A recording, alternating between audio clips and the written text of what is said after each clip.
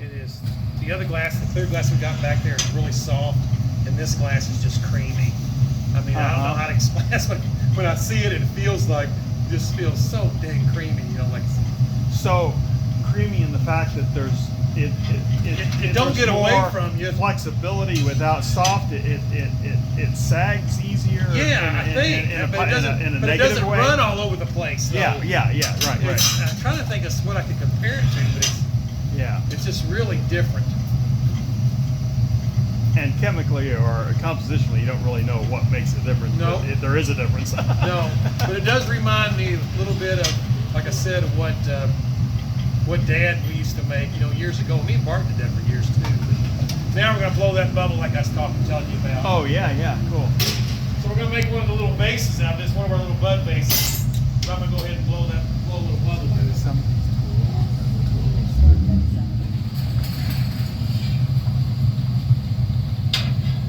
So this is where I'm going to take like I was talking about the screwdriver, we're going to put the little hole down the center. It'll be hard to see, it'd be crazy easy to see if we had clear glass. If that blue, it's going to be a little more difficult to see it come up.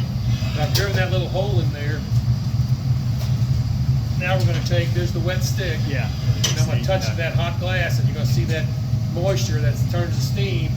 Then that steam is going to create that pressure, see?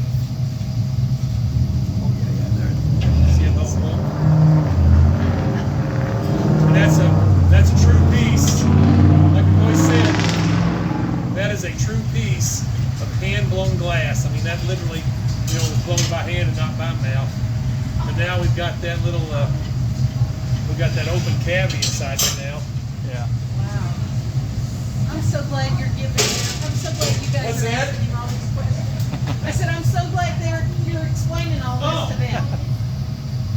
I do about, not school groups and bus tours and things, we do about 200 of those. We fill all the bleachers and everything up.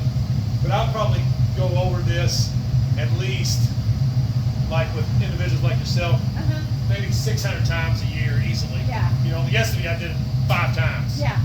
You know, so it's I nothing was new. I pick out whatever different earlier pieces. because I grew up watching this. I was telling them guys that we have our festival coming up next weekend. It's called Glasstoberfest.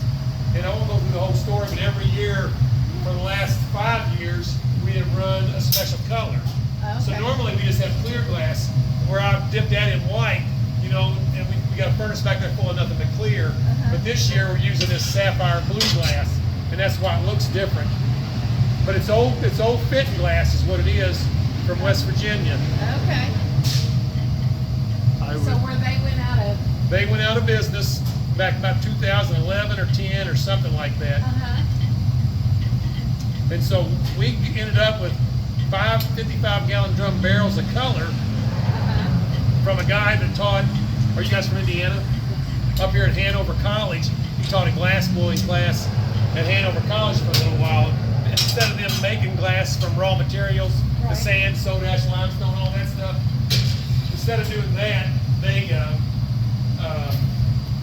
they made it, they just bought cullet, and then they just melted down the cullet.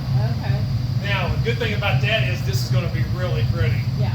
The bad thing about it is everything if you had that, everything you make had to be blue. Right.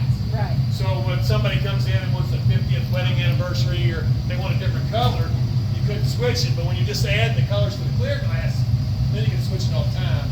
Yeah. In 1970. But my experience with this is going to be crazy popular. So I live 6 hours away, but I have all this history with Corydon. So we cut this little collar right here, so that gives us something to pull against, so I can start pulling that neck out. And when I get that out here just a little bit longer, that's pretty good right there. We'll stop right there. All right, that neck's out. So this little collar, like I said, we were pulling against it, so we could pull the neck out. We don't need the collar anymore, so we're just going to knock it off there. So I cut a little weak spot or stress point right there in the glass. And so I'm going to take it and I'm going to strike that. I can strike that little circle, and that should just break that right off. Now that piece, I'll take it and I can throw it right back in there. And then I probably will here in just a second, melt it right back down.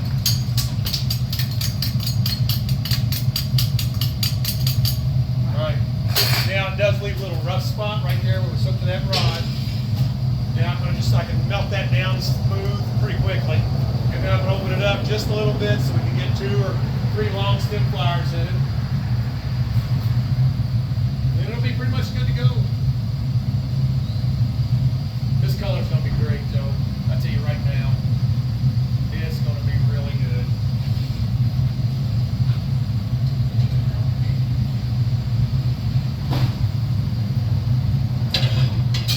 But you can put some other colors in there too. Are going to work, like probably yellow would be good. Emerald green might work well in there. You're going to be able to see a lot of the different colors in this blue because that's just so transparent. But it's going to have a pretty shine to it. Yeah. Now right here, we cut a little weak spot and that little stress point in the glass, and that's where it's going to break off the rod. So what I'll do is I'll take and let it cool for just a second, but I'll strike that metal rod. When I hit that rod, that'll create this vibration in the metal. That vibration travels up the rod. When it comes into contact with that little weak area, it should just pop it right off. Isn't that pretty though? Man, that's cool. Oh, wow.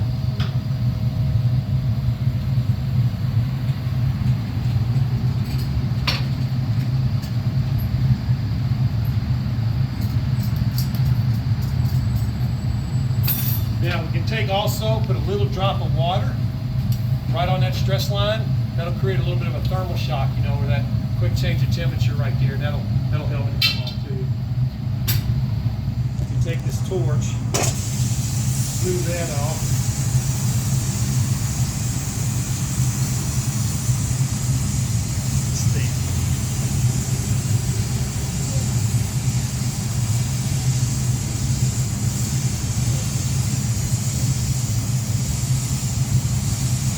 When I got that soft, I'm going to go ahead and stamp our logo in there, that letter Z for Zimmerman. That way you'll know it's made here, Zimmerman Art Glass.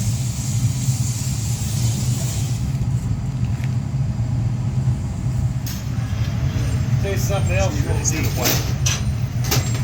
about this glass too. This Kenton glass, it is crazy soft. I mean, it's just. A lot of different textures. Is that all clear and white right now? You haven't used the blue yet, or is that the blue? Yeah, so the blue, you can see how it's all blue. Oh, yeah, okay. It looks green in sunshine. Yeah. That's that kind of sapphire blue. Yeah, right, okay. So all the main glass is blue.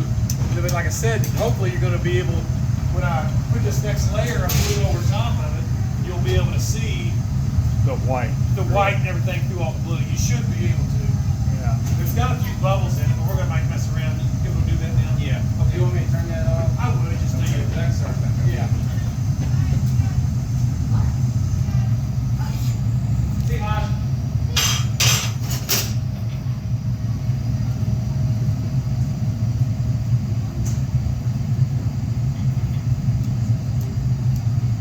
This is actually the first piece I've made with this, but this glass reminds me, it's just different. The texture and everything, that Kenton glass, it's just different than the clear glass that we've been using. And it reminds me so much of the glass that Dad made.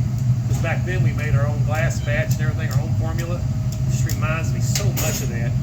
The glass that we use now, which is really good quality, it's better than what Dad made. That's down there in North Carolina, down there in Spruce Pines where it's made. Okay. But you would take it, and when I turned it up and dunked that down in there, it would all just start running in there. I mean, it's crazy, crazy soft. But this glass here, just, that's pretty. You never prove that blue though on there. Yeah. That's really pretty. Now I could take and go back and put a layer of clear over it. That would look kind of unique because you'd have blue on one side. And I may do that, but this one I'm going to put blue over it and see what happens. Just see what that's going to do. God, that's pretty. Yeah.